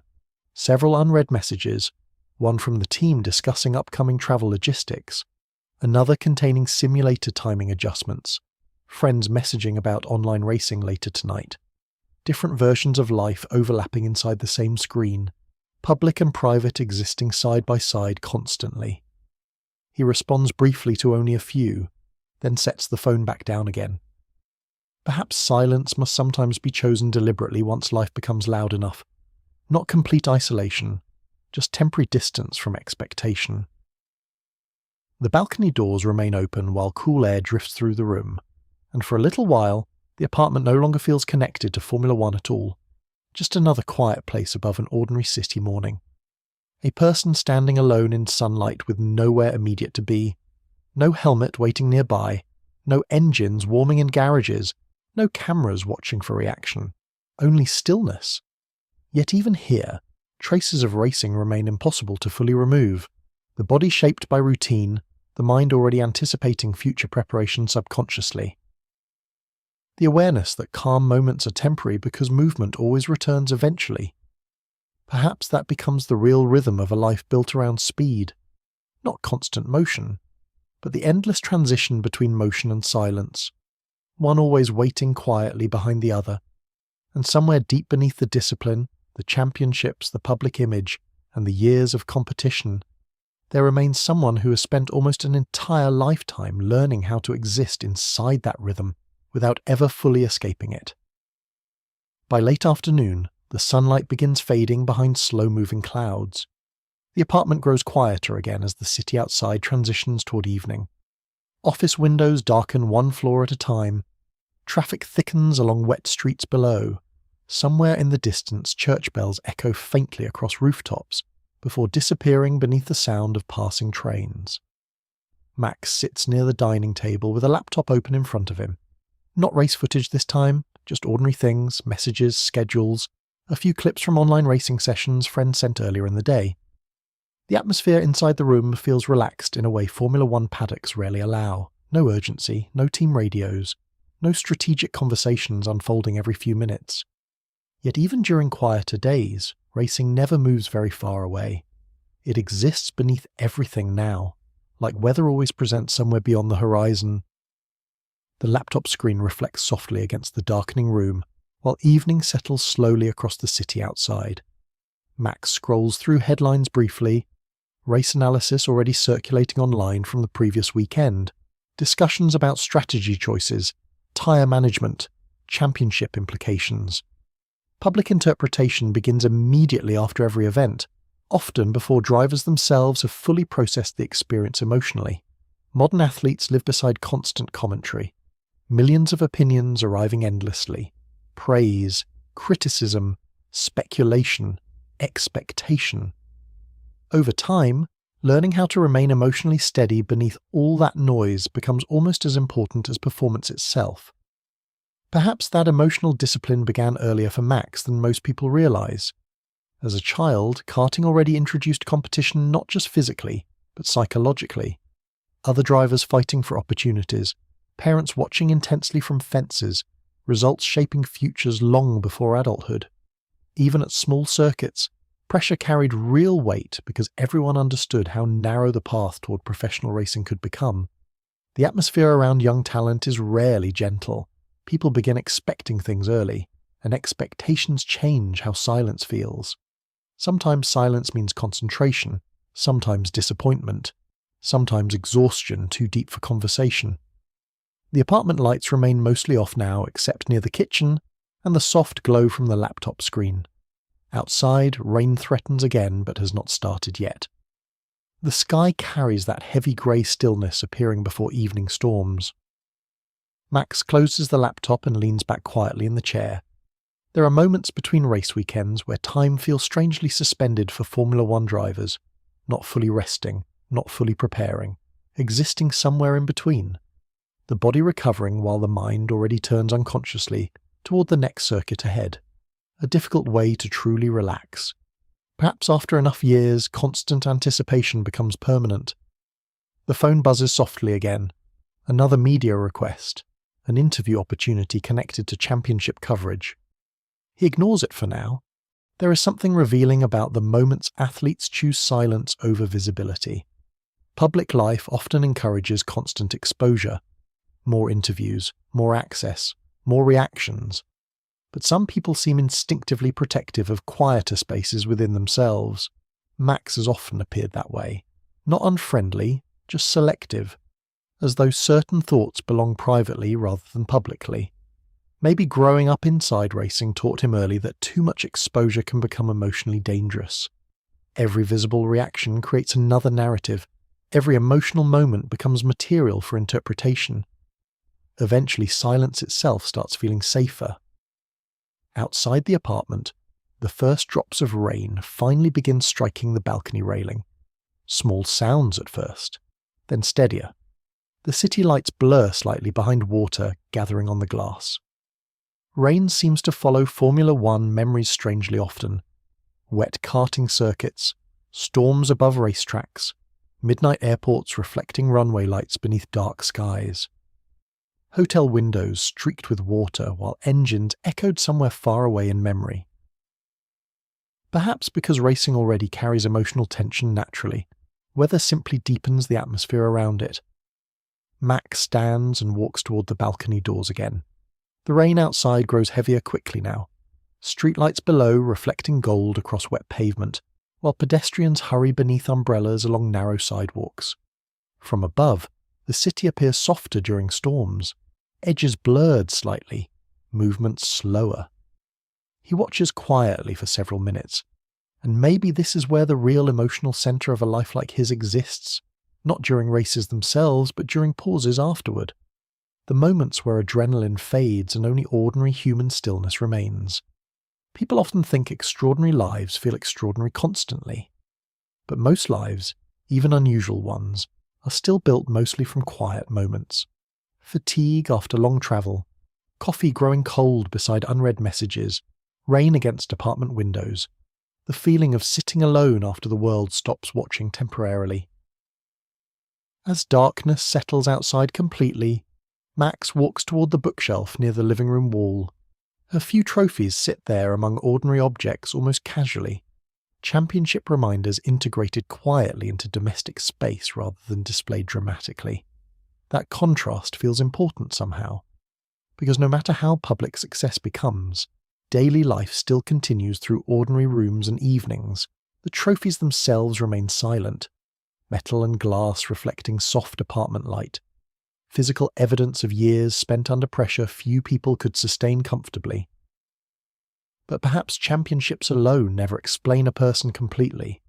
Not the exhaustion behind them, not the routines, not the strange loneliness success can sometimes intensify rather than remove.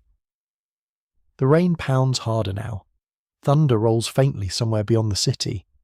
Max eventually sits on the floor near the simulator room doorway with one knee pulled loosely upward, staring into the dark screens again without switching anything on. The posture itself feels less like a champion and more like someone simply tired after carrying the same identity for a very long time. Maybe that is another hidden reality inside elite sports. At some point, the role people celebrate publicly becomes impossible to fully separate from the person privately living inside it. The world sees Max Verstappen. But what happens to the quieter self beneath years of expectation, speed, analysis, and movement? Not as a dramatic crisis, more subtly, a gradual merging, until silence itself becomes one of the only places where identity feels uncomplicated again. The thunder fades farther away. Rain continues steadily. Inside the apartment, darkness deepens except for occasional headlights moving across the ceiling from traffic below. Max remains seated quietly, while the city carries on outside unseen behind storm clouds. Perhaps there are nights where memories return more vividly than usual. Early karting mornings, cold paddocks, long drives beside his father through silent highways after races, tiny victories that once felt enormous before the world began expecting larger ones constantly. Success changes scale over time. What once felt extraordinary eventually becomes baseline expectation, and maintaining that expectation year after year requires emotional endurance few people fully recognize from the outside. The apartment clock moves toward midnight again. Tomorrow there will be training, calls, preparation, the endless rhythm continuing exactly as always. But tonight remains suspended briefly between demands, just rain, darkness, and the quiet inner world of someone who has spent almost an entire lifetime moving faster than most people ever will, while still searching occasionally for moments where nothing moves at all.